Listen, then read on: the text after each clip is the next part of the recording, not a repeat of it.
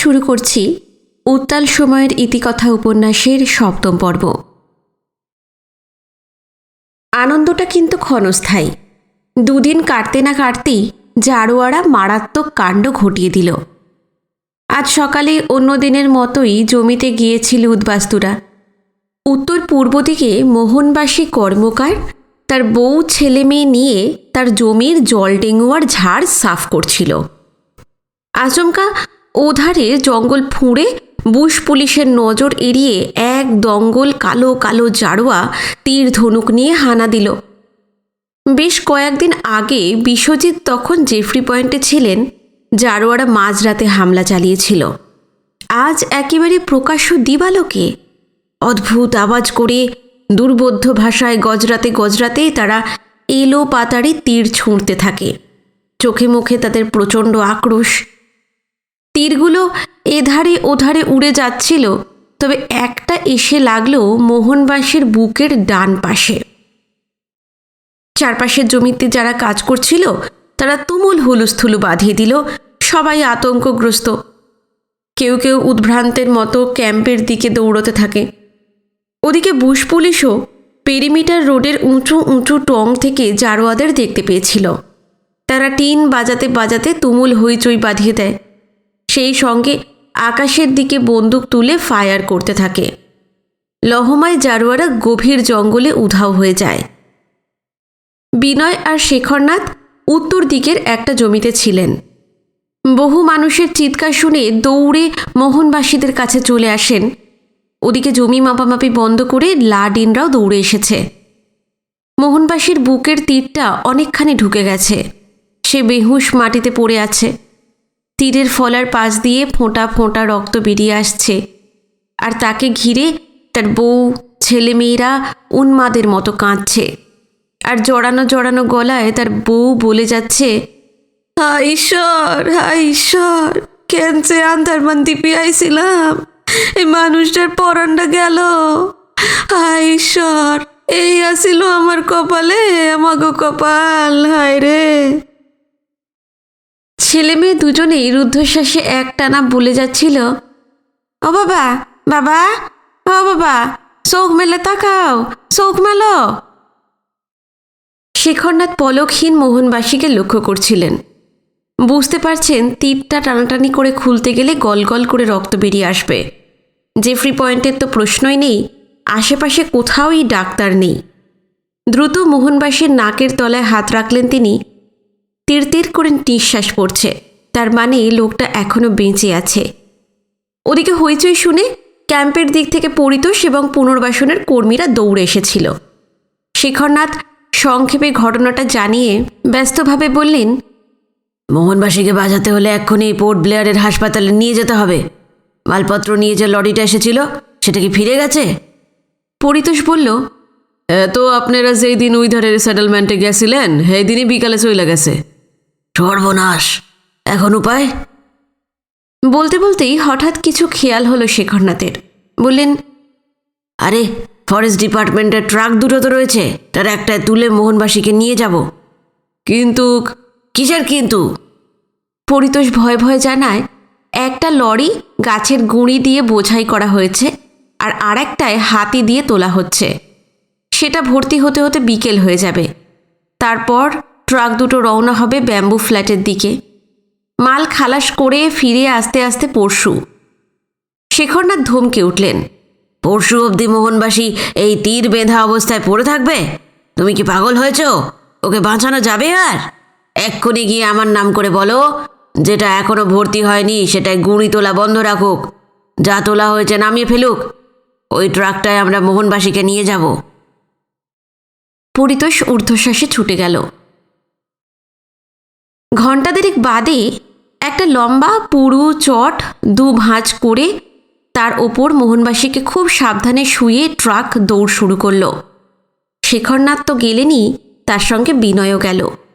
মোহনবাসীর ছেলে মেয়ে বউ ট্রাকে উঠে পড়েছে। তারা মোহনবাসীকে ঘিরে বসেছে। তাকে অন্যের হাতে ছেড়ে দিতে ওদের খুব সম্ভব ভরসা নেই।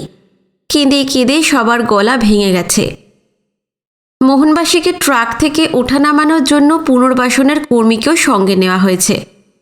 ড্রাইভারের পাশে ফ্রন্ট সিটে বসেছেন শেখরনাথ, জানালার ধারে বিনয়। শেখরনাথ ড্রাইভারকে তাড়া দিচ্ছিলেন। জোরে জোরে চালাও, জোরে চালিয়ে যত তাড়াতাড়ি পারো আমাদের ব্যাম্বু ফ্ল্যাটে পৌঁছে দাও। পিছন ফিরে পুনর্বাসনের কর্মীদের বারবার সতর্ক করে দিচ্ছিলেন তারা যেন শক্ত করে মোহনবাসীকে দুদিক থেকে ধরে রাখে। গাড়ির ঝাঁকুনিতে তীর যদি তার বুকের আরও গভীরে ঢুকে যায়, হয়তো মোহনবাসীকে বাঁচানো যাবে না। বেলা যখন অনেকখানি হেলে পড়েছে, সেই সময় ট্রাক ব্যাম্বু ফ্ল্যাটে এসে গেল। যেটিতে একটা লঞ্চ দাঁড়িয়ে ঘন ঘন ভোঁ দিচ্ছিল, খুব শিগগিরই ছেড়ে দেবে। লঞ্চটা বিনয়ের খুবই চেনা, সিগাল। এই জলযানেই কয়েকদিন আগে পোর্ট ব্লেয়ার থেকে 150 উদ্বাস্তু ফ্যামিলি এবং বিশ্বজিতের সঙ্গে সে জেফ্রি পয়েন্টে গিয়েছিল। শেখরনাথরা নেমে পড়লেন। পুনর্বাসনের কর্মীরা শক্ত করে ধরে মোহনবাসীকে নামিয়ে আনল। তাদের পেছন পেছন নামল মোহনবাসীর বউ ছেলেমেয়েরা। শেখরনাথ ট্রাকের ড্রাইভারকে জেফ্রি পয়েন্টে ফিরে যেতে বলে একরকম দৌড়ে গিয়েই টিকিট কেটে ফেললেন। তারপর সবাই লঞ্চে উঠল। সঙ্গে সঙ্গে সিগাল লম্বা ভোঁ দিয়ে চলতে শুরু করল। লঞ্চে বেশ ভিড় ছিল।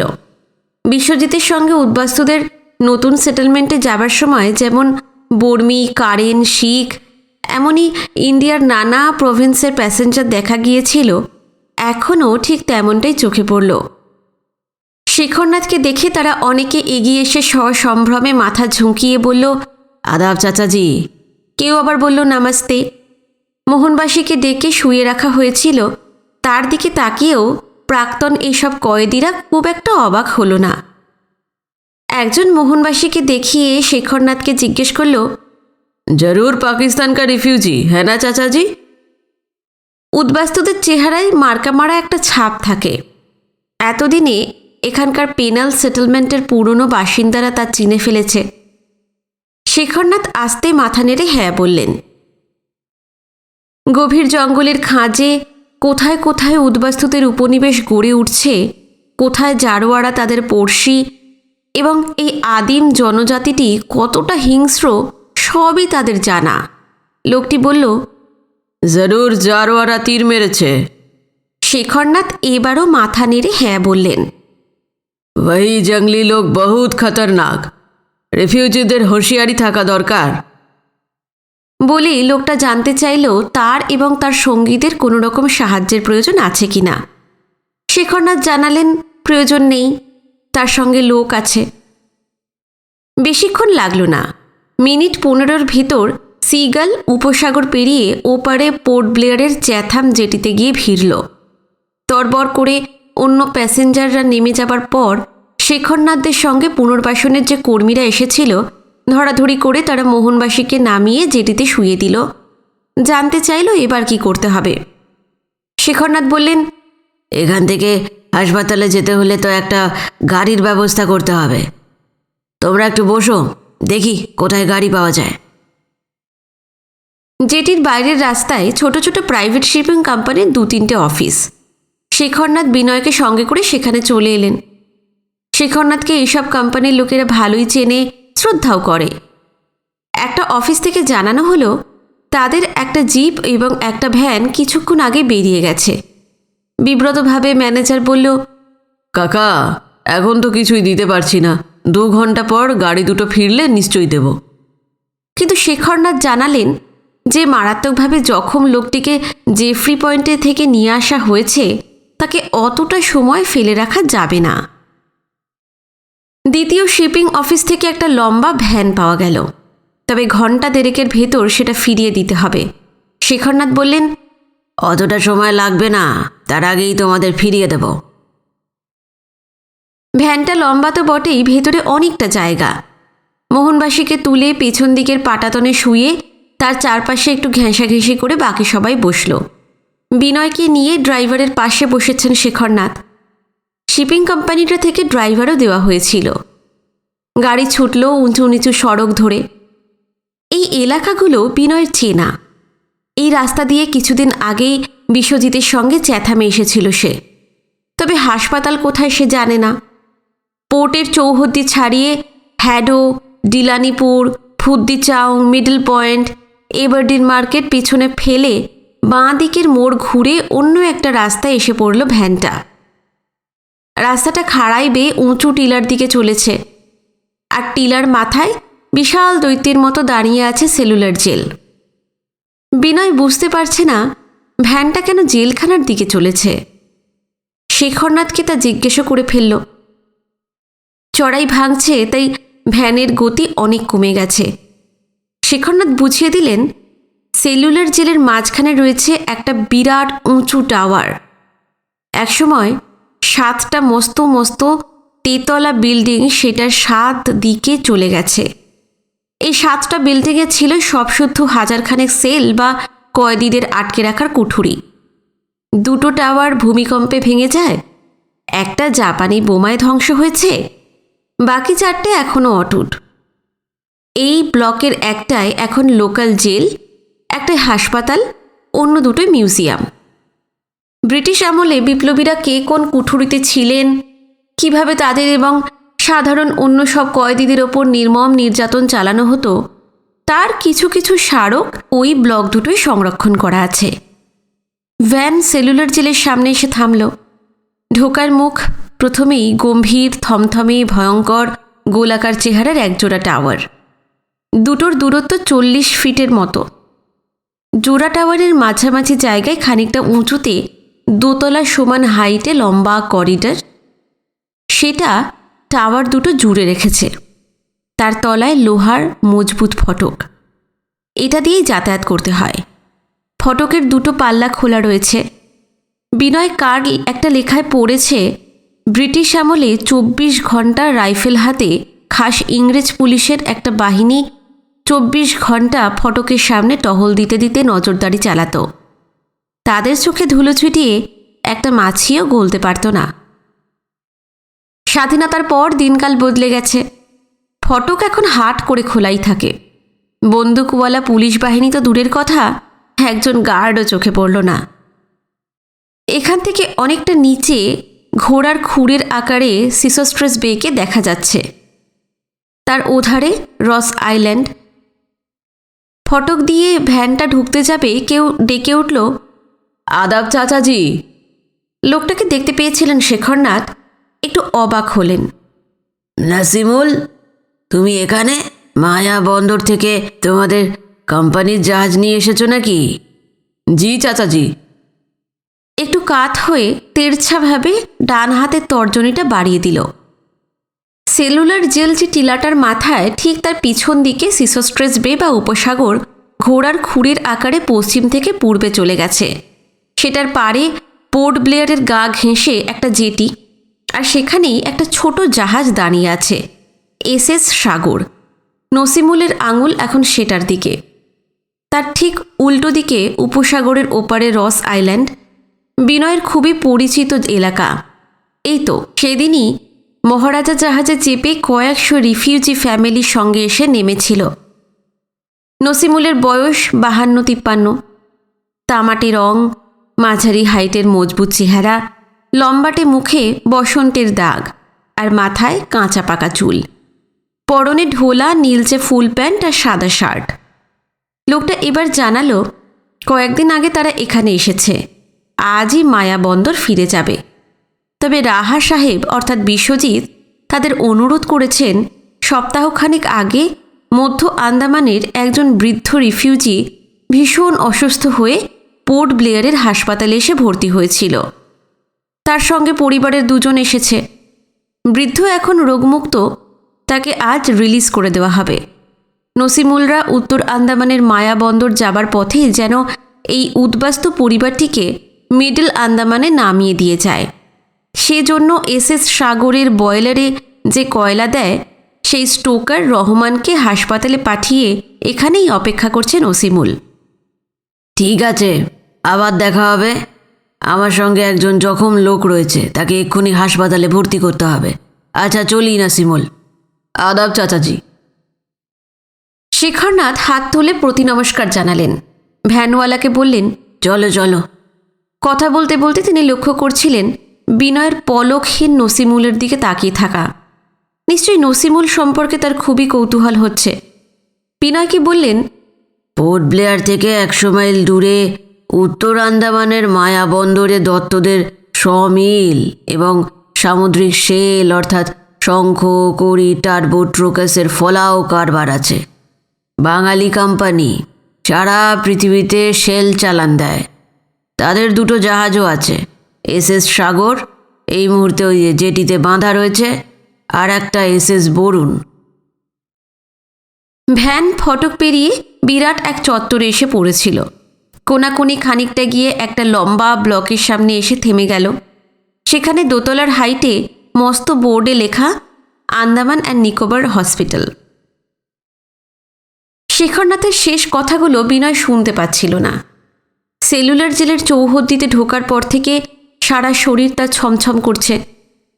ছেলেবেলায় রাজদিয়ায় থাকার সময় ভারতের বাস্তিল এই জেলখানা সম্পর্কে কত বিভীষিকা, কত আতঙ্কের কাহিনীই না সে শুনেছে।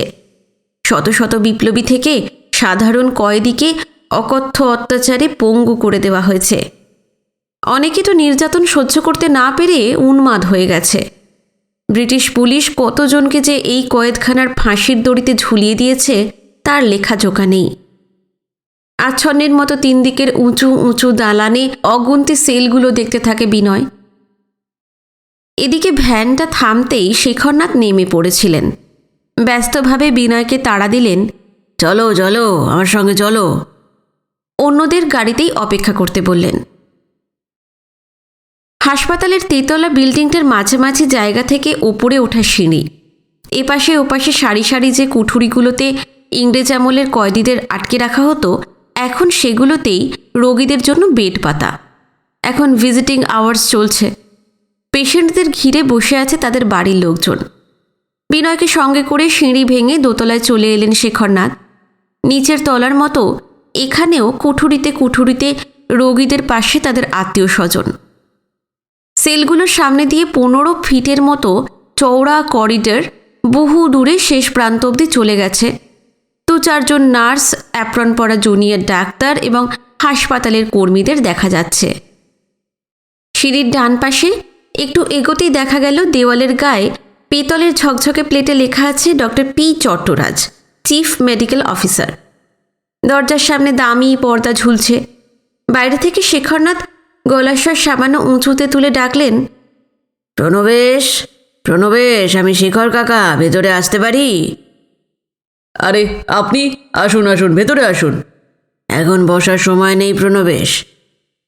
কী কারণে হাসপাতালে আসা সংক্ষেপে তা জানিয়ে দিলেন শেখরনাথ। বললেন, সেই জেফরি পয়েন্ট থেকে নিয়ে আসতে হয়েছে। লোকটা খুব সম্ভব বেঁচে আছে, শিগগিরই ভর্তির ব্যবস্থা করো।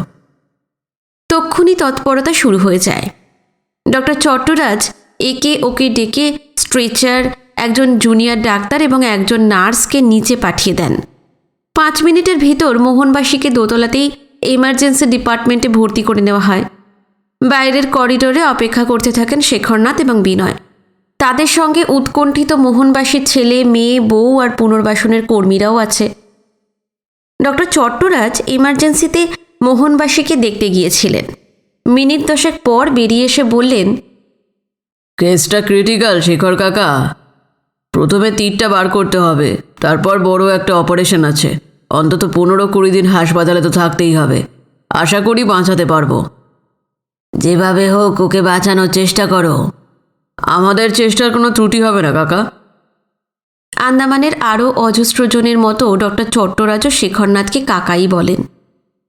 শেখরনাথ তার সঙ্গীদের দেখিয়ে বললেন, এই যে এরা মোহনবাসীর বউ, ছেলে মেয়ে আর রিহ্যাবিলিটেশনের এমপ্লয়ি। আর একে কি তুমি চেনো? মুখটা খুব চেনা চেনা লাগছে ঠিক। ও কলকাতার একজন সাংবাদিক, বিনয়। রিফিউজিদের সঙ্গে এখানকার সেটেলমেন্ট দেখতে এসেছে। ও, এইবার মনে পড়ে গেল। ডক্টর চট্টরাজ বিনয়ের কাঁধে একটা হাত রেখে বললেন, রস আইল্যান্ডে রাহা সাহেব আপনার সঙ্গে আলাপ করিয়ে দিয়েছিলেন, এম আই রাইট? বিনয় হেসে বলল, হ্যাঁ, 100% রাইট। উত্তর দিতে যাচ্ছিলেন চট্টরাজ, কিন্তু তার আগে শেখরনাথ বলে উঠলেন, আমরা সেই সকালে বেরিয়েছি তো, 8টা নাগাদ চা রুটি ছাড়া এখনও কারোর পেটে কিছু পড়েনি। সবার জন্য একটু খাবার নিয়ে আসি।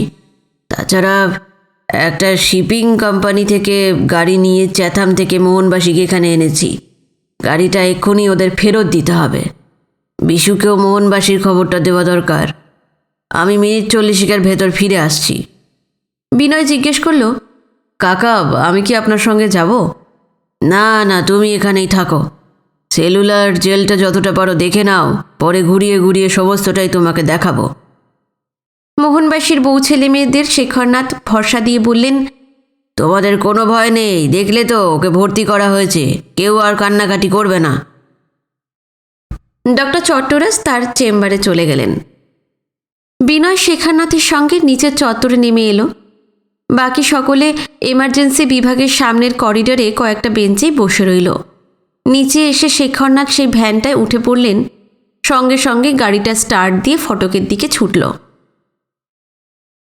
হাসপাতালের ব্লকটার ঠিক উল্টো দিকে একই মাপের একই চেহারার বিশাল একটা ব্লক। একতলা থেকে তেতলা অবধি লাইন দিয়ে কত যে সেল, সেই সব দেখতে দেখতে পুরনো ভাবনাটা আবার ফিরে আসে। শত আলোকবর্ষ পেরিয়ে ইতিহাসের সেই উথাল পাতাল দিনগুলোতে ফিরে গেল বিনয়। সারা দেশ জুড়ে, বিশেষ করে বাংলায় সশস্ত্র স্বাধীনতা সংগ্রামীরা ঝাঁপিয়ে পড়েছে ইংরেজদের ওপর। বাতাসে তখন বারুদের গন্ধ, চলছে গুলি, বোমা, ট্রেনে ডাকাতি। মরণজয়ী বিপ্লবীরা পণ করেছে ভারতবর্ষ থেকে ব্রিটিশ শাসন উৎখাত করবেই। ওদিকে যাদের রাজত্বে কোনোদিন সূর্যাস্ত হয় না, সেই ব্রিটিশ প্রশাসন হাত পা গুটিয়ে বসে রইল না। তাদের বন্দুকের নল থেকে পাল্টা গুলি ছুটে গেল ঝাঁকে ঝাঁকে। চলল ধরপাকড়, চলল চরম দমন নীতি। শত শত বিপ্লবীতে ভরে গেল কয়েদখানাগুলো। তাদের অনেককে ফাঁসিতেও ঝোলানো হলো, আবার অনেককে নির্বাসন দেওয়া হলো আন্দামানে। ব্লকের ভেতরে ঢোকেনি বিনয়। সামনের রাস্তা দিয়ে হাঁটতে হাঁটতে ভাবতে চেষ্টা করছিল কোন সেলে ছিলেন উল্লাসকর দত্ত, কোনটায় সাভারকার ভাইরা, কোনটায় গণেশ ঘোষ, কোনটায় উপেন্দ্রনাথ বন্দ্যোপাধ্যায়। চলতে চলতে কখন যে ফটকের কাছাকাছি চলে এসেছে খেয়াল নেই। পুরনো দিনের ইতিহাসে মগ্ন হয়েছিল বিনয়। হঠাৎ একটা মেয়ে গলা কানে এলো। আস্তে আস্তে, বুড়ো মানুষ জোরে জোরে কি পা ফেলতে পারে? এ তো চেনা কণ্ঠস্বর। লহমায় আচ্ছন্নতা কেটে যায় বিনয়ের। ব্যগ্রভাবে একটু কাত হয়ে তাকাতেই পা থেকে মাথা অবধি সমস্ত শরীরে তড়িৎ প্রবাহ খেলে যায়। ঝিনুক। একটি বৃদ্ধের একখানা হাত ঝিনুকের কাঁধে। ঝিনুক তার পিঠটা নিজের হাতে বেড় দিয়ে আছে। বৃদ্ধের অন্য হাতটা ধরে আছে নসিমুল। পিছন থেকে ধরে রয়েছে একটি যুবক, নিশ্চয়ই এস সাগরের স্টোকার। আরও একজন বৃদ্ধাও রয়েছে। তিনি খুব সম্ভব বৃদ্ধটির স্ত্রী। নসিমুল এদের জন্যই তাহলে গেটের কাছে অপেক্ষা করছিল। বিহবলের মতো দাঁড়িয়ে থাকে বিনয়। কি করবে যেন ভেবে পায় না। ওদিকে বৃদ্ধকে নিয়ে ঝিনুকরা ফটক থেকে খানিক দূরের ঢাল বেয়ে নিচে নেমে এসেছে। আরও মিনিট কয়েক হাঁটলেই সিসোস্ট্রেস বের কিনারে জেটিটায় পৌঁছে যাবে।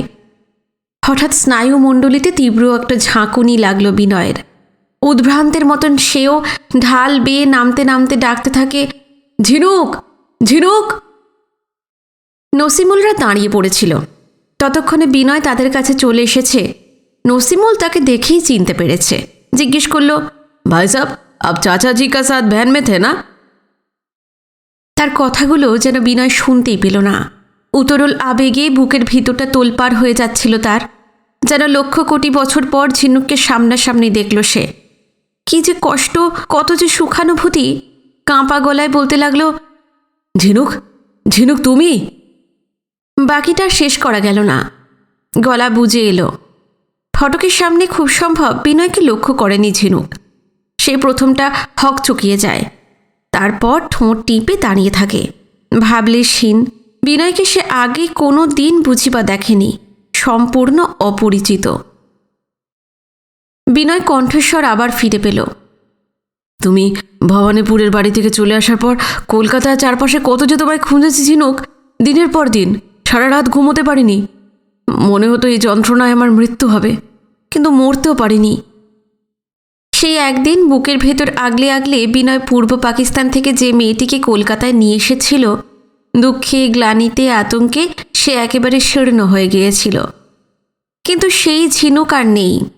এখন ঝলমলে স্বাস্থ্যে লাবণ্যে পরিপূর্ণ যুবতী। ঝিনুক উত্তর দিল না। বিনয় যেন কথাগুলো তাকে নয় অন্য কাউকে বলছে। উদাসীন মুখে ঝিনুক সমুদ্র, সিগাল, পাখি, আকাশ দেখতে থাকে। উদ্বেল স্বরে বিনয় জিজ্ঞেস করে, খিদিরপুর ডকে আবছাভাবে তোমাকে যখন দেখি আমার মনে হয়েছিল হয়তো তুমি নও। তারপর তোমাকে রস আইল্যান্ডেও দেখলাম। অত মানুষের ভিড়ে তেমন ভালো করে নয়, কিন্তু চলুঙ্গা জাহাজে তোমাকে স্পষ্ট দেখতে পেয়েছি আমি। একই জাহাজে এত দূরে এসেছি, তুমি কি আমাকে দেখতে পাওনি ঝিনুক? বৃদ্ধ এবং বৃদ্ধা বিমূঢ়ের মতন তাকিয়েছিল। বৃদ্ধটি এবার বলল, বাবা, আপনি কারে ঝিনুক কইতে আসেন? কেন, এই যে এ ঝিনুক? আপনার ভুল হইছে বাবা, ও ঝিনুক না, সীতা। বিনয় বুঝতে পারল নিরুদ্দেশ হবার পর ঝিনুক নাম পাল্টে ফেলেছে। সে জোর দিয়ে বলল, সীতা না, ওর নাম সীতা নয়, ও ঝিনুক, ঝিনুক। না, আমি ঝিনুক নই, আমি সীতা। তুমি ঠিক বলছো না ঝিনুক? বিনয়ের চোখে চোখ রেখে ঝিনুক বলল, যদি আমি ঝিনুকি হই কি এসে যায় তাতে? এই পৃথিবীর কোনো ক্ষতিবৃদ্ধি হবে না। বৃদ্ধ এবং বৃদ্ধার দিকে সে ফিরল। মাসিমা, মেসোমশাই চলুন, সন্ধে হয়ে আসছে, বাড়ি ফিরতে অনেক রাত হয়ে যাবে। দলটা নেমে যেতে লাগলো। চলতে চলতেই নসিমুল রহমান বৃদ্ধ এবং বৃদ্ধা বারবার পিছন ফিরে বিনয়কে দেখতে লাগলো। ঝিনুক ফিরেও তাকালো না। বিনয় দাঁড়িয়ে আছে তো দাঁড়িয়েই আছে, হতবুদ্ধি বিহবল। এতকাল খোঁজাখুঁজির পর এ কোন ঝিনুককে দেখল বিনয়? যে মেয়েটা ছিল সারাক্ষণ ত্রস্ত, সারাক্ষণ আতঙ্কগ্রস্ত, এক পলক তাকে না দেখলে কি যে ব্যাকুল হয়ে পড়ত। তার ভেতর থেকে বেরিয়ে এসেছে এক অন্য নারী, দৃঢ়, অবিচল, কঠিন। বিহবলতা কাটিয়ে বিনয় অদ্ভুত এক ঘোরের মধ্যে চেঁচিয়ে চেঁচিয়ে বলতে লাগলো, আজ তুমি আমার সঙ্গে ভালো করে কথা বললে না ঝিনুক, না চেনার ভান করলে। কিন্তু তোমার ঠিকানা আমি জেনে গেছি, মোটামুটি জেনে গেছি। খুব শিগগির আমি মিডল আন্দামানে যাব। দেখব সেদিন তুমি আমাকে চিনতে পারো কিনা। ঝিনুক সবই শুনতে পেল, কিন্তু এবারও তার দিকে তাকালো না। দাঁড়িয়ে থাকতে থাকতে বিনয়ের মনে হলো অসহ্য কষ্টে, তীব্র যাতনায় মাথার শিরা স্নায়ু ছিঁড়ে ছিঁড়ে পড়ছে। বুকের ভিতরের কোথায় যেন অবিরল রক্তক্ষরণ হচ্ছে। দিনের আলো কমে গিয়েছিল। ঝাপসা আঁধারে একসময় দেখা গেল ঝিনুকরা এসএস সাগরে উঠে পড়েছে। একটু পর গম্ভীর ভোঁ বাজিয়ে উপসাগরকে চকিত করে জাহাজ চলতে শুরু করল। আজ এই সেলুলার জেলের বাইরে সমুদ্রের দিকে যাওয়ার ঢালু রাস্তায় কত আলোকবর্ষ পরে কয়েক লহমার জন্য ঝিনুককে সামনাসামনি পাওয়া গিয়েছিল। বিনয়ের হৃৎপিণ্ড সঙ্গে সঙ্গে তোলপাড় হয়ে যাচ্ছিল। কিন্তু আশ্চর্য, ঝিনুক প্রথমে তাকে চিনতেই পারেনি। কথাটা ঠিক হলো না, চিনতে পারেনি নয়, চিনতে চায়নি। সমস্ত অতীত মুছে দিয়ে নিজের নামটাও সে বদলে ফেলেছে। রাজদিয়ার সে জাপানি পুতুলের মতো মেয়েটা তার চোখের সামনে ক্রমশ কিশোরী, তারপর পূর্ণ যুবতী হয়ে উঠেছে। কখন যে তার জীবনের পরতে পরতে মিশে গিয়েছে অচ্ছেদ্য বন্ধনে, জড়িয়ে গিয়েছে তার প্রতি মুহূর্তের শ্বাসবায়ুতে, নিজেও টের পায়নি বিনয়। সেই ঝিনুক তার পুরনো জীবনটা পুরোপুরি বাতিল করে দিয়ে হয়ে উঠেছে সীতা। ঝিনুক বলে কেউ যেন কোনো দিন এই পৃথিবীতে ছিল না। অনেক পীড়াপিড়ির পরও মেনে নিতে চায়নি সে ঝিনুক। তবু তার কথায় সামান্য একটু স্বীকারোক্তি যে ছিল না তা কিন্তু নয়। সে বলেছে, কখনো যদি তার নাম ঝিনুক থেকে থাকে তাতে কার কি এসে যায়? এই নামটার জন্য বিশ্বব্রহ্মাণ্ডের কারোর কোনো লাভ বা ক্ষতি কিছুই হবে না। পৃথিবী যেমন চলছে নিজের নিয়মে তেমনই চলবে। তার আহ্নিক গতি বার্ষিক গতিতে লেশমাত্র বিঘ্ন ঘটবে না। অথচ একদিন বিনয়কে বাদ দিয়ে সে কিছুই ভাবতে পারত না। তাকেই ব্যগ্রভাবে আঁকড়ে ধরেছিল। সেই ভীরু চিরদুঃখী আতঙ্কগ্রস্ত মেয়েটি আজ কি নিদারুণ উদাসীন, সম্পূর্ণ নির্বিকার, হয়তো একটু রূঢ়। অথচ তার জন্য কি না করেছে বিনয়। মহা সংকটের মধ্যে প্রাণের ঝুঁকি নিয়ে বুকের ভিতর আগলে আগলে তাকে পূর্ব পাকিস্তান থেকে সীমান্তের এপারে নিয়ে এসেছিল। কলকাতায় পৌঁছবার পর তার গায়ে যাতে এতটুকু আঁচড় না লাগে সেই জন্য ঢালের মতন তাকে ঘিরে রেখেছে। তবু শেষ পর্যন্ত তাকে বাঁচাতে পারেনি। হেমনলিনী, অবনীমোহন এবং অন্যান্য আত্মীয় পরিজনরা অদৃশ্য আঙুল তুলে প্রতিটি মুহূর্তে বুঝিয়ে দিয়েছে, তুমি ধর্ষিতা, তুমি ধর্ষিতা, তোমার মধ্যে সুচিতা নেই, তুমি সম্পূর্ণ নষ্ট হয়ে গিয়েছ। এইসব যারা বলেছে তাদের কতজনের মুখ চাপা দিয়ে রাখা সম্ভব হয়েছিল বিনয়ের পক্ষে? তারা কি জানে না ঝিনুকের জীবনে যে অঘটন ঘটে গিয়েছে তার জন্য সে দায়ী নয়? ঝিনুককে নিয়ে বিনয় যখন দিশেহারা, চারপাশ থেকে একটা আগুনের বলয় যখন মেয়েটাকে ঘিরে ধরেছিল, তাকে বাঁচাবার জন্য সুধা আর হিরণ ছাড়া কাউকেই বিনয় পাশে পায়নি। ঝিনুক চলে যাওয়ার পর বিনয় যে কতটা কষ্ট পেয়েছে, কত রাত, কত দিন উদ্ভ্রান্তের মতন কেটেছে তার, সেই সব এতকাল পর ঝিনুককে কাছে পেয়ে বলতেও চেয়েছিল বিনয়, কিন্তু সে সুযোগ পাওয়া যায়নি। তার কোনো কথাই কানে তোলেনি ঝিনুক। চরম উদাসীনতায় তাকে রাস্তার মাঝখানে দাঁড় করিয়ে সে জাহাজঘাটার দিকে চলে গিয়েছিল। তার আচরণ এতটা কঠোর, এমন আবেগহীন হবে কে ভাবতে পেরেছিল? দাঁড়িয়ে থাকতে থাকতে মনটা ভীষণ খারাপ হয়ে যায় বিনয়ের। বুকের ভিতরটা যেন দুমড়ে মুচড়ে যাচ্ছে। ঝিনুক এতটা বদলে যাবে কোনোদিন কি তা সে কল্পনা করেছে? নিদারুণ যাতনার মধ্যে হঠাৎ খেয়াল হলো যে অসুস্থ বৃদ্ধ এবং বৃদ্ধাটিকে নিয়ে ঝিনুক পোর্ট ব্লেয়ারের হাসপাতালে এসেছিল, তাদের সঙ্গে তার যোগাযোগ ঘটল কি করে? এরা কারা? এদের খোঁজ কোথায় পেয়েছে সে? প্রথমটা এইসব প্রশ্নের তলকুল খুঁজে পাচ্ছিল না বিনয়। কেমন যেন ধন্দে পড়ে গেল। আচমকা বিদ্যুৎ চমকের মতো মনে পড়ে গেল নতুন ভারতের রিফিউজিদের জবরদখল কলোনিগুলো নিয়ে প্রতিবেদন লেখার জন্য কলকাতার চারপাশ যখন চষে বেড়াচ্ছে, সেই সময় গড়িয়ার কাছাকাছি একটি কলোনির এক আধবুড়ো উদ্বাস্তু অধর ভুঁইমালির কাছে খবর পেয়েছিল শিয়ালদা স্টেশনে সে ঝিনুককে একজন বৃদ্ধের সঙ্গে বনগাঁ কিংবা কাঁচরাপাড়া লাইনের ট্রেনে উঠতে দেখেছে। অধর রাজদিয়া অঞ্চলের লোক, ছেলেবেলা থেকেই সে ঝিনুককে চেনে। সমস্ত ব্যাপারটা এতদিনে জলের মতো পরিষ্কার হয়ে গেল বিনয়ের কাছে। ভবানীপুরে প্রিয়নাথ মল্লিক রোডের বাড়ি থেকে নিরুদ্দেশ হবার পর ঝিনুক নিশ্চয়ই ঘুরতে ঘুরতে শিয়ালদায় গিয়েছিল। সেখানে খুব সম্ভব বৃদ্ধটির সঙ্গে তার দেখা হয়। বৃদ্ধটিও উদ্বাস্তু। ঝিনুক তাদের কাছে আশ্রয় পায়। তারপর পুনর্বাসনের জন্য যখন ছিন্নমূল মানুষদের আন্দামানে পাঠানো হয়, বৃদ্ধদের সঙ্গে ঝিনুকও এখানে চলে আসে। বিনয় ঈশ্বর বিশ্বাসী কিনা নিজের কাছে সে পুরোপুরি স্পষ্ট নয়, তবে এই মুহূর্তে যে মেয়েটি তাকে ভেঙে খান খান করে দিয়ে চলে গেছে, তার সম্বন্ধে ৩৩ কোটি অদৃশ্য দেবতার উদ্দেশ্যে বুঝিবা নিঃশব্দে জানালো, তোমাদের অপার করুণায় ঝিনুক একটি ভালো মানুষের হাতে গিয়ে পড়েছিল।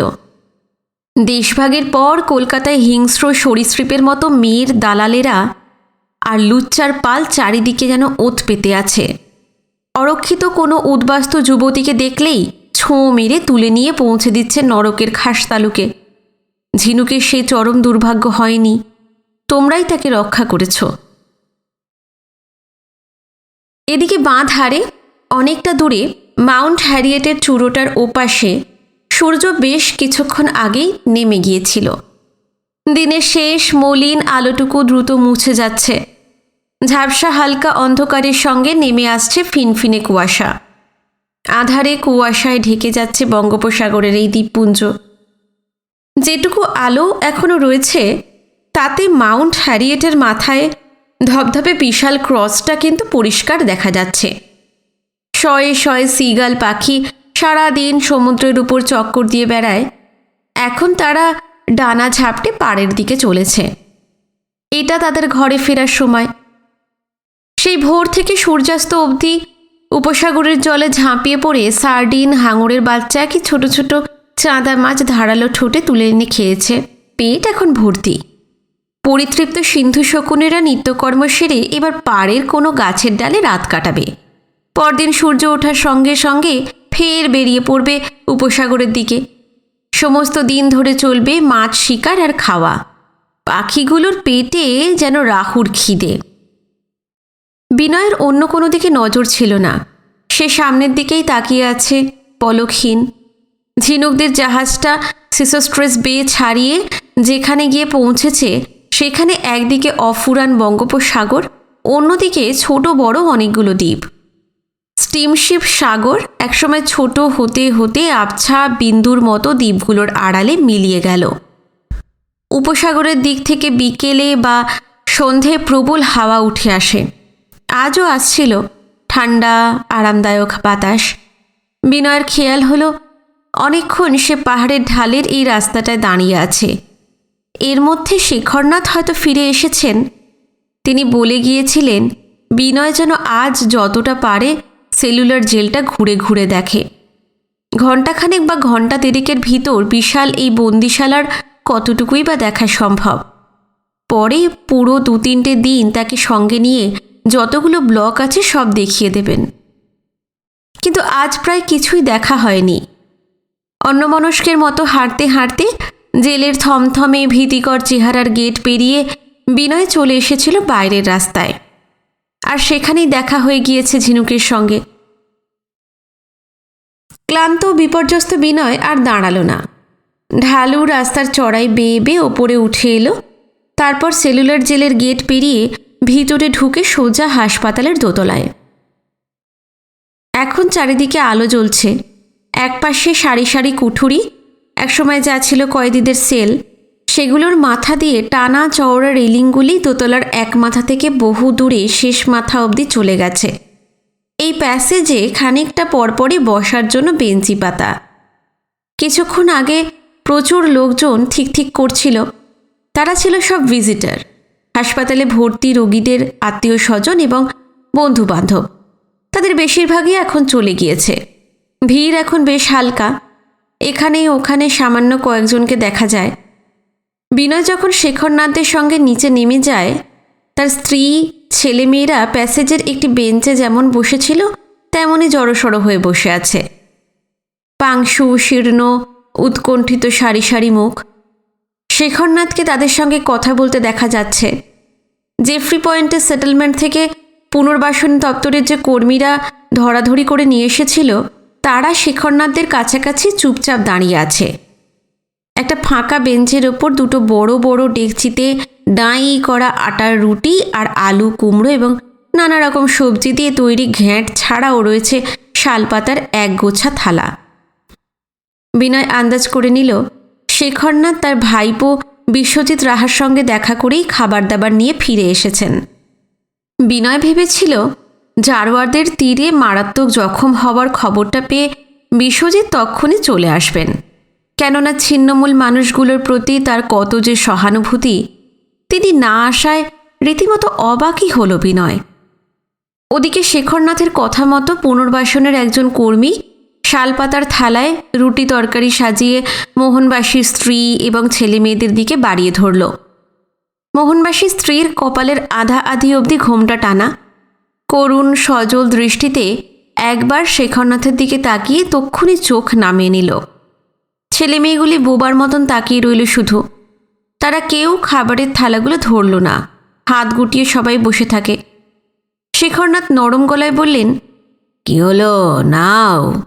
খাওয়ানোর ইচ্ছা নাই, জব্বর তরাস লাগতেছে। ছেলেমেয়েরা কিছু বলল না। শেখরনাথ তাদের মনোভাব আঁচ করে নিয়েছেন, বললেন, ভয় পেলে চলবে, মনে জোর রাখতে হবে। ডাক্তারবাবু তো বলেছেন মোহনবাসী বেঁচে যাবে। শেষ কথাগুলো শুধু সাহস দেওয়ার জন্য। ডাক্তার চট্টরাজ ঠিক এতখানিও ভরসা দেননি। তিনি বলেছেন মোহনবাসীর প্রাণ রক্ষার জন্য তারা সাধ্যমতো চেষ্টা করবেন। হয়তো লোকটা বেঁচে যাবে, তবে সবই নির্ভর করছে অপারেশনের পর। ব্যাস এইটুকুই। ডাক্তার চট্টরাজ যা বলেছেন হুবহু তা জানালে মোহনবাসীর স্ত্রী ছেলেমেয়েরা হয়তো আরও ভেঙে পড়বে।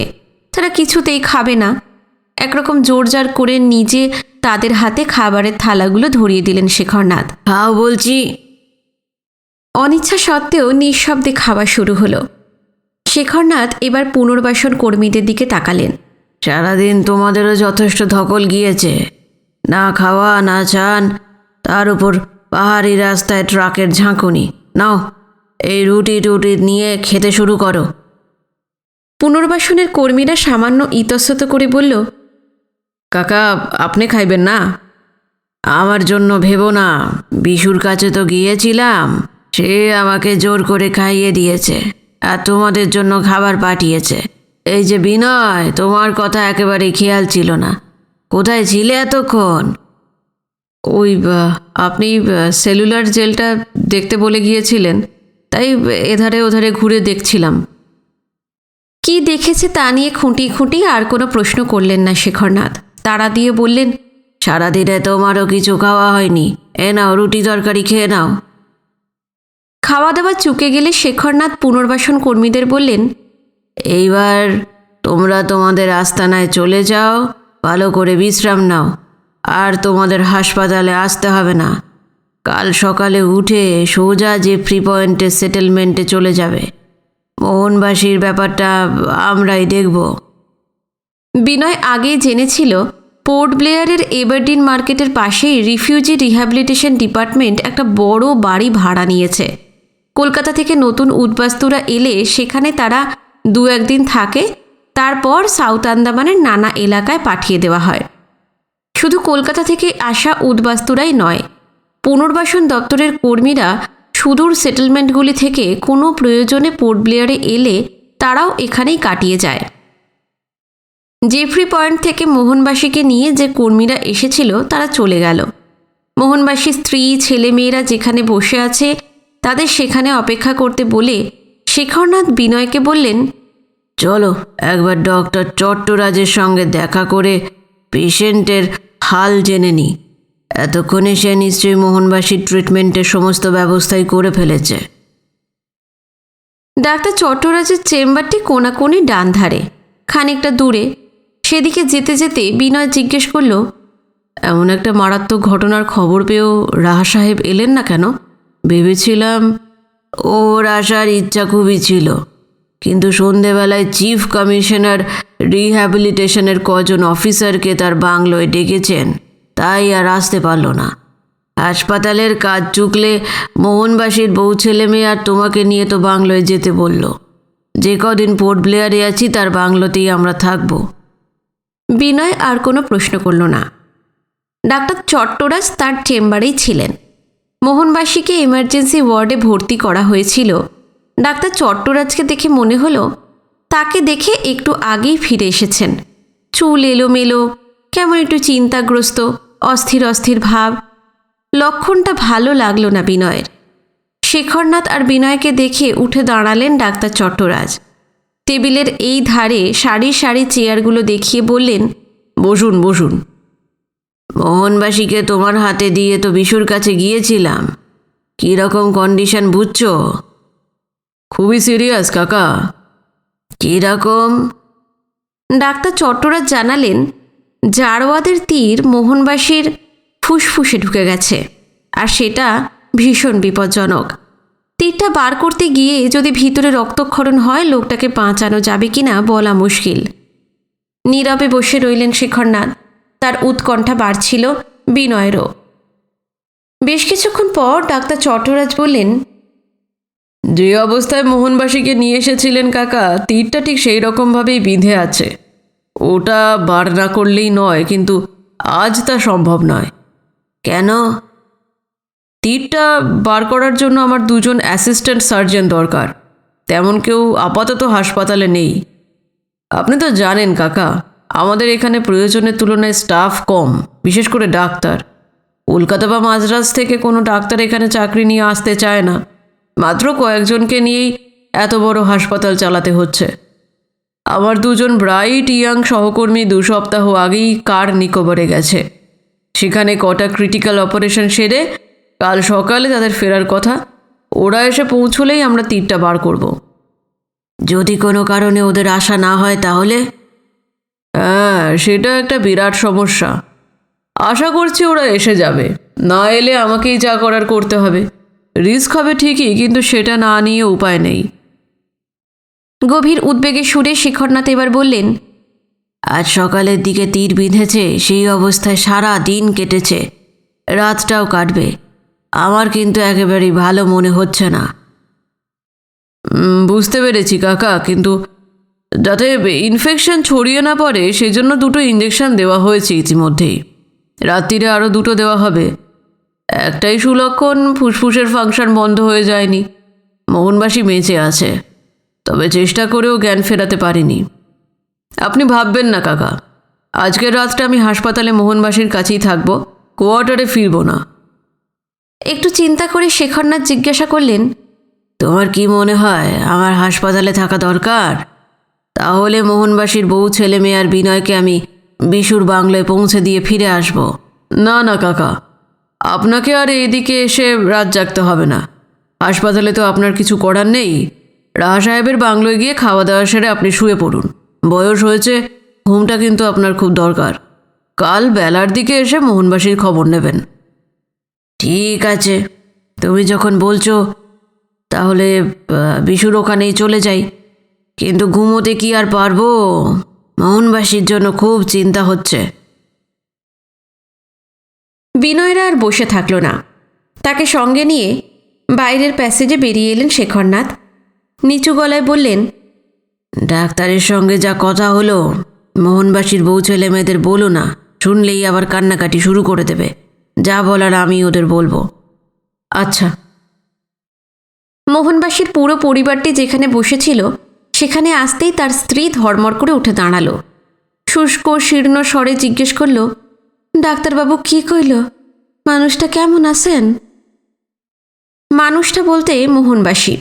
উত্তর দিতে গিয়ে একটু যেন থেমে গেলেন শেখরনাথ। তারপর বললেন, ইঞ্জেকশন, ওষুধ সবই দেওয়া হয়েছে। ডাক্তারবাবু বলেছেন ভয়ের কোনো কারণ নেই। মোহনবাসীর স্ত্রী গেঁয়ো মেয়ে মানুষ। দেশভাগের আগে পূর্ব বাংলায় তাদের নিজেদের গ্রাম এবং তার চারপাশের কয়েকটি গ্রামগঞ্জের বাইরে কোনোদিন পা বাড়ায়নি। নিরক্ষর হলেও সে নির্বোধ নয়। মুখ দেখে মনের কথা হয়তো পড়তে পারে। এক দৃষ্টে সে শেখরনাথকে লক্ষ্য করছিল, চোখের পাতা পড়ছিল না তার। আপনি ঠিক নিকন, আপনি ঠিক নিকন। বেঠিক বলবো কেন? চলো চলো, এখন চলো। না, আমাগো যাইতে কইয়েন না। মনে বড় কু ডাকতে আসছে কাকা। আমরা এইখানেই থাকুম, অন্য কোনো হানে যাবো না। এইখানে কোথায় থাকবে তোমরা? এই এই কাঠের পাটায় বইয়া থাকুম। খুব দরকার না হলে রোগীর বাড়ির লোকেদের হাসপাতালে রাত্রিরে থাকতে দেয় না। তেমন বুঝলে ডাক্তারবাবু তোমাদের থাকতে বলতেন। আমার ওপর তোমাদের ভরসা আছে তো? নিঃশ্বাস আছে। আপনারা সারা এই দ্বীপে আমাগো আপনজনার কডা আছে। তাহলে চলো।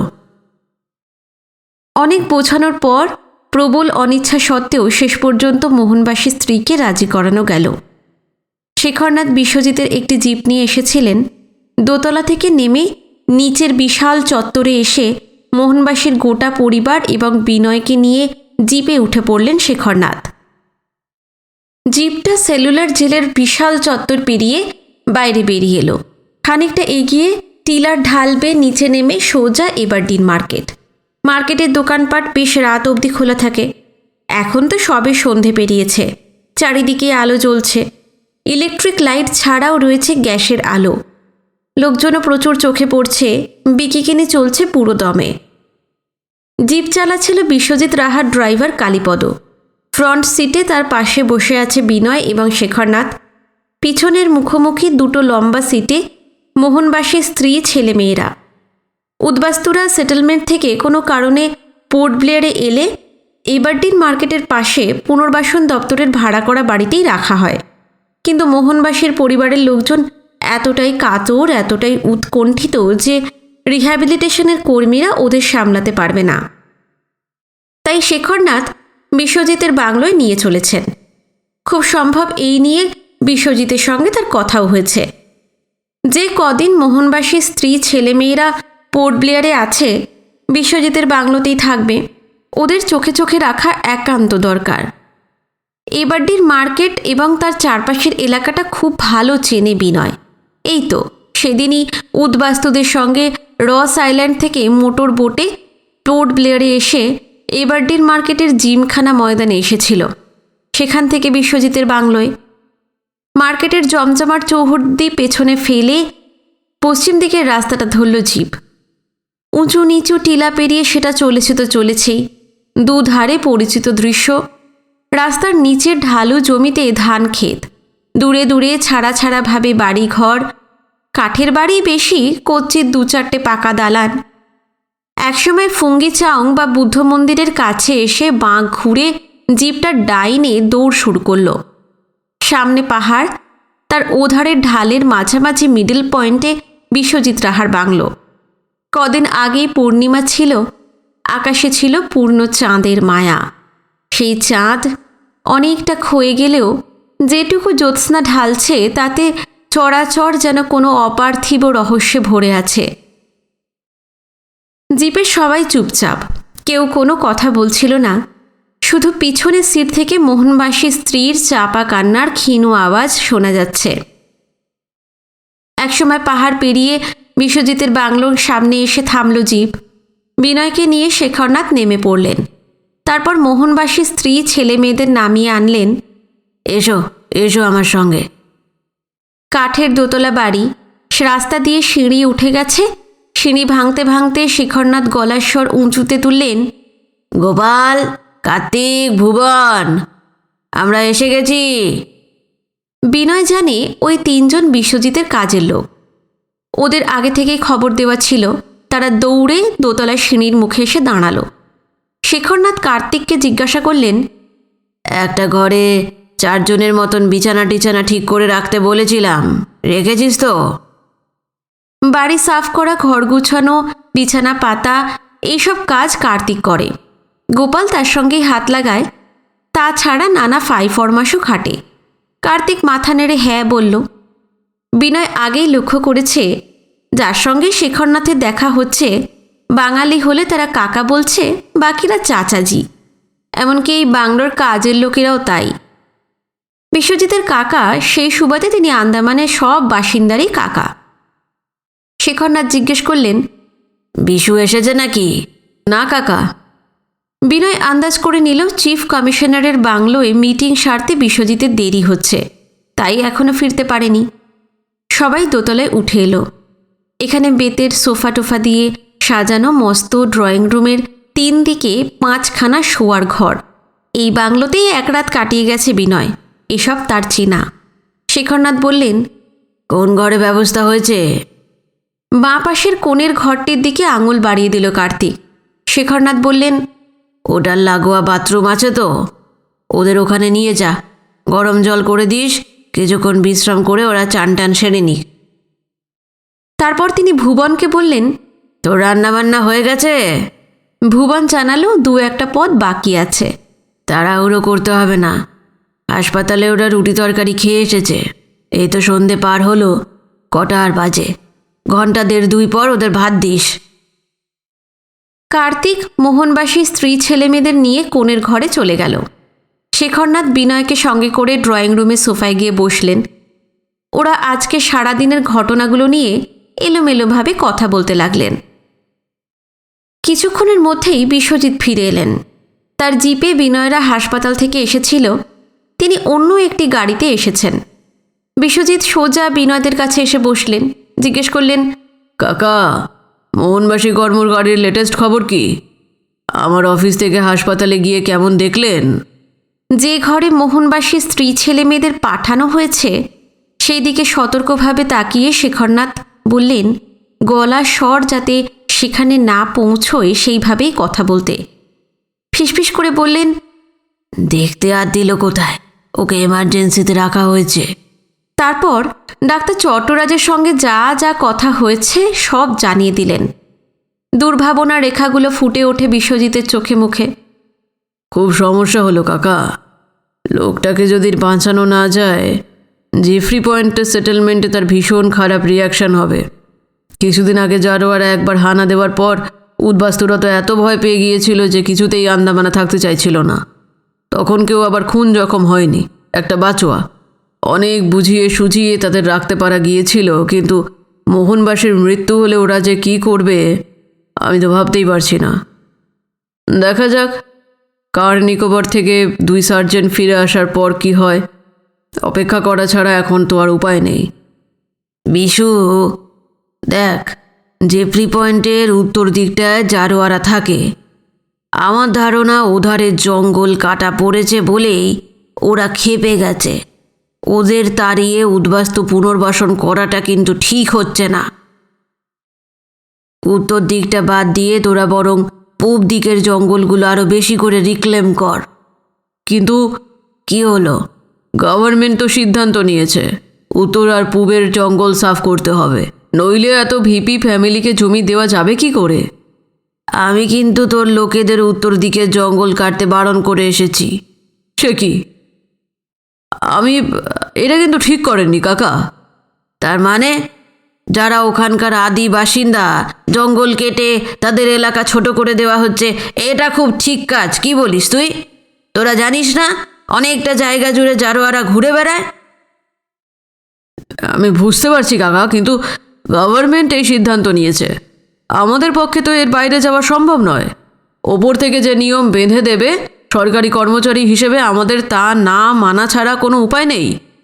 এর ফলে জারোয়ারা কিন্তু আরও বেশি হস্টাইল হয়ে উঠবে। ওদের ডিস্টার্ব করাটা কিন্তু ঠিক হচ্ছে না। বিশ্বজিৎ চুপ করে রইলেন। স্থির দৃষ্টিতে ভাইপোকে লক্ষ্য করতে করতে শেখরনাথ বললেন, আমি বুঝতে পারছি বিশু, তোরা নিরুপায়। তোদের ওপর যে হুকুম জারি করা হয়েছে সেটা তামিল করতে তোরা বাধ্য। আমি কিন্তু গভর্নমেন্টের চাকর নই। আন্দামান নিকোবরের হত্যাকর্তা বিধাতা হলেন ওই চিফ কমিশনার। আমি 2-1 দিনের মধ্যেই তার সঙ্গে দেখা করে বলবো জেফরি পয়েন্টের উত্তর দিকে জঙ্গল কাটা বন্ধ করা হোক। বিশ্বজিৎ তার বিপ্লবী কাকাটিকে খুব ভালো করে চেনেন। ভীষণ একরোখা, প্রচণ্ড জেদি, কোনো নিয়মকানুনের তোয়াক্কা করেন না। যা সঙ্গত মনে করেন সেটাই করবেন। একবার যখন গোঁ ধরেছেন চিফ কমিশনারের সঙ্গে দেখা করবেন, তাকে কোনোভাবেই ঠেকানো যাবে না। চিফ কমিশনার ওকে স্বাধীনতা সংগ্রামী হিসেবে যথেষ্ট সম্মান করেন, কিন্তু তার কথা কতটা মানবেন বিশ্বজিৎ সে ব্যাপারে নিশ্চিত নন, বরং যথেষ্ট সন্দিহান। কেননা একবার সরকারি স্তরে অনেক বিচার বিবেচনা আর ভাবনা চিন্তার পর যে সিদ্ধান্ত নেওয়া হয়েছে, সেখান থেকে পিছিয়ে আসা মুশকিল। বিশ্বজিৎ বললেন, আপনার যখন মনে হয়েছে ঠিক আছে, আপনি দেখা করুন, দেখুন কি হয়। এবার শেখরনাথ অন্য প্রসঙ্গে চলে গেলেন। তোর সঙ্গে আর একটা খুব জরুরি কথা আছে। উৎসুক চোখে তাকালেন বিশ্বজিৎ। জেফরি পয়েন্টের উদ্বাস্তু সৃষ্টিধরের বউয়ের বাচ্চা হওয়ার উদ্বেগজনক ঘটনাটার অনুপুঙ্খ বিবরণ দিয়ে শেখরনাথ বললেন, আমি ওখানে ছিলাম, তাই সমস্যাটার মোটামুটি একটা সুরাহা হয়েছে। ডাক্তার নেই, ওষুধ বিশুধ নেই, নার্স নেই। জেফরি পয়েন্ট থেকে 3টে পাহাড় পেরিয়ে যে রিফিউজি সেটেলমেন্ট বসানো হয়েছে, সেখান থেকে একজন দায়ীকে নিয়ে এসে ব্যাপারটা সামাল দেওয়া গেছে। এভাবে তো চলতে পারে না। এতগুলো মানুষকে তোরা জঙ্গলের মধ্যে নিয়ে গেছিস, তাদের তো একটা অসুখ বিসুখ আছে, অ্যাক্সিডেন্ট হতে পারে, বিষাক্ত কানখুজরা যে কোনো সময় কামড়াতে পারে। এদের জন্য ইমিডিয়েটলি ওখানে একটা হেলথ সেন্টার খোলা দরকার। 24 ঘন্টার জন্য ডাক্তার, কম্পাউন্ডার থাকা চাই।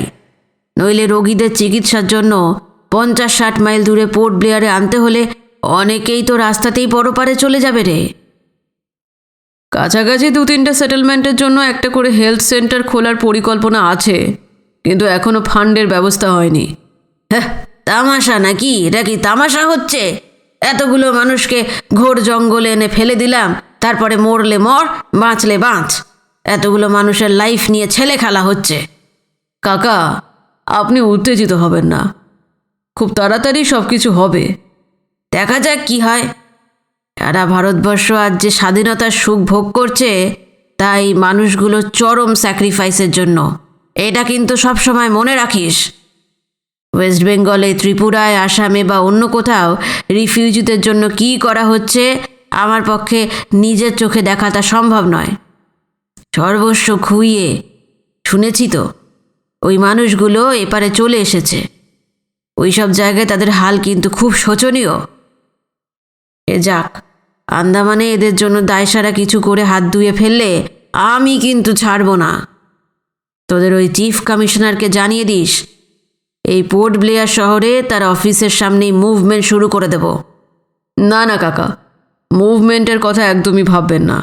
তাতে আন্দামানের সেটেলমেন্টের ভীষণ ক্ষতি হয়ে যাবে। এই দ্বীপে রিফিউজিরা আসতেই চাইবে না। এত বড় রিহ্যাবিলিটেশনের কাজ এই দ্বীপে কেন, সারা দেশে আগে কখনো হয়নি। শুরুতে অনেক ত্রুটি থেকে যাচ্ছে, কিন্তু আমরা সব ঠিক করে নেব। ঠিক আছে, দেখা যাক। চিফ কমিশনারের বাংলোয় রিফিউজিদের নিয়ে কি মিটিং হলো তোদের? আপনি তো আগেই শুনেছেন, মাস দেড়েকের ভিতর আরও 250 ভিপি ফ্যামিলিকে আন্দামানে নিয়ে আসা হবে। তাদের বেশিরভাগকেই পাঠানো হবে মিডল আন্দামানে। 100-র মতো ফ্যামিলিকে নিয়ে যাওয়া হবে জেফ্রি পয়েন্টে। বিশ্বজিৎ আরও জানাতে লাগলো, এতগুলো পরিবারকে 7 একর করে জমি দিলে 750 একর জমি দরকার। মিডল আন্দামানে জঙ্গল কেটে 700 একরের মতন জমি বার করা হয়েছে। সেখানে আরও জমি দরকার, তাই জঙ্গল কাটা থেমে নেই। জেফ্রি পয়েন্টে যে জমি আছে তার ওপর অরণ্য নির্মূল করে আরও 300-350 একর জমি চাই। মিটিংয়ে এইসব জমি সম্বন্ধে সবিস্তারে জানতে চেয়েছেন চিফ কমিশনার। কিভাবে তা ডিস্ট্রিবিউট করা হবে তা নিয়ে আলোচনাও হয়েছে। শেখরনাথ আর কোনো প্রশ্ন করলেন না। বিশ্বজিৎ বলতে লাগলেন, তবে একটা দুশ্চিন্তার ব্যাপার আছে কাকা। কি? স্বাধীনতার পর আন্দামানের রিহ্যাবিলিটেশন প্রজেক্ট শুধুমাত্র বাঙালি উদ্বাস্তুদের জন্যই পরিকল্পনা করা হয়েছিল। কিন্তু যে উদ্বাস্তুরা কলকাতা থেকে আসতে চাইবে না, তাদের জন্য ঠিক করে রাখা জমি অনন্তকাল ফেলে রাখা হবে না। কিছুদিন অপেক্ষা করে সেসব মোপলাদের দেওয়ার কথা ভাবা হবে। আসল ব্যাপারটা অন্য জায়গায়। কীরকম?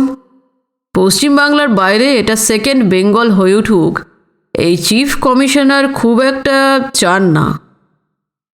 চকিতেই সেদিনের কথা মনে পড়ে গেল বিনয়ের। রস আইল্যান্ড থেকে উদ্বাস্তুদের নিয়ে এবারডিন মার্কেটের সামনের মাঠে চলে এসেছিল বিভাস আর নিরঞ্জন। সঙ্গে ছিল বিনয় আর বিশ্বজিৎও। সেখানে উদ্বাস্তুদের সঙ্গে চিফ কমিশনারকে পরিচয় করিয়ে দেওয়ার পর তিনি তাদের আন্দামানে স্বাগত জানিয়ে অনেক ভালো ভালো কথা বলেছিলেন। তার মুখ থেকে অবিরল মধু ঝরে পড়ছিল। শুনতে শুনতে বিনয় মুগ্ধ হয়ে গিয়েছিল।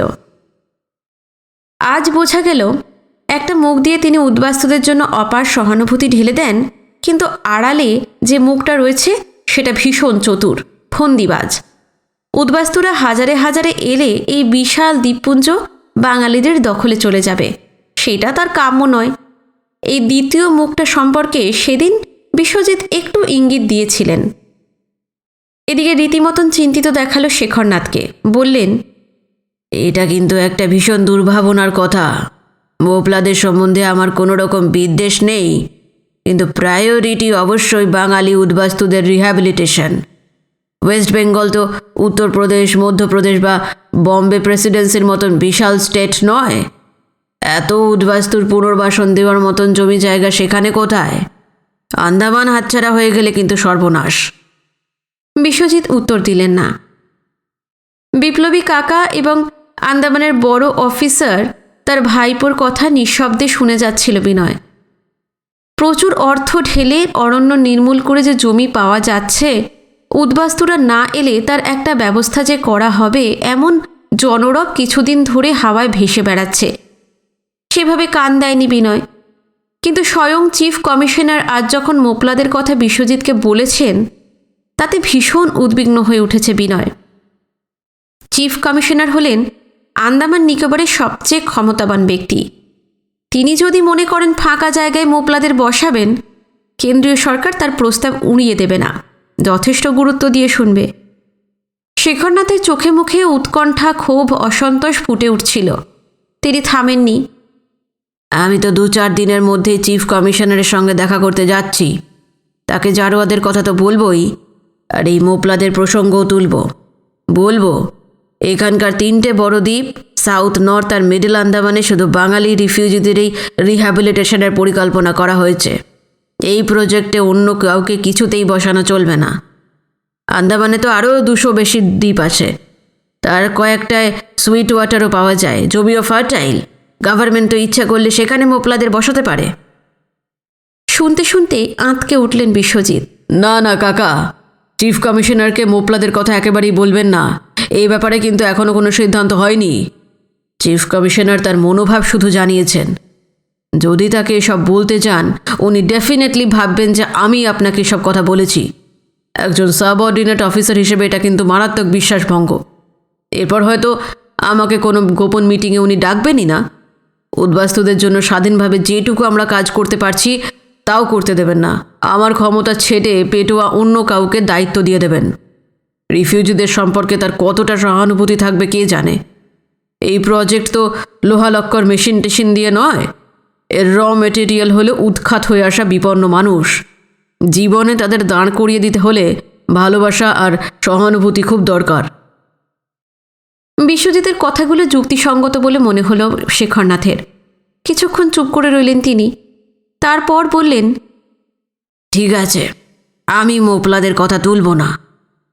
হঠাৎ বিনয় বলে উঠল, কাকা, আমার কিছু বলার আছে।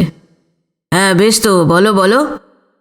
এখানকার সেটেলমেন্টের ব্যাপারে অন্যদিকেও কিন্তু ভীষণ প্রবলেম রয়েছে। কী রকম? কলকাতায় সরকার বিরোধী পার্টিগুলো উদ্বাস্তুদের নিয়ে আন্দোলন করতে রাস্তায় নেমেছে। রোজই সেখানে গোলমাল হচ্ছে, পুলিশের লাঠি গুলিটুলিও চলছে। হ্যাঁ জানি বিনয়, জানি। মেনল্যান্ড থেকে কাগজগুলো তো আসে, তার মধ্যে তোমাদের নতুন ভারতও আছে, সেগুলোতে এইসব খবর থাকে। আত্মঘাতী মুভমেন্ট, এই হঠকারী পলিটিক্সের দাম কিন্তু একদিন দিতেই হবে। এরপর কেউ আর কিছু বলল না। ড্রয়িং রুমের আবহাওয়া কেমন এক নৈরাশ্য এবং উৎকণ্ঠায় ভরে যেতে লাগল। আজকের পর্ব এখানে শেষ করছি। এই পর্ব কেমন লাগলো অবশ্যই জানাবেন। যারা নতুন এসেছেন আমার চ্যানেলে, গল্প পাঠ ভালো লেগে থাকলে অবশ্যই চ্যানেলটি সাবস্ক্রাইব করে রাখবেন।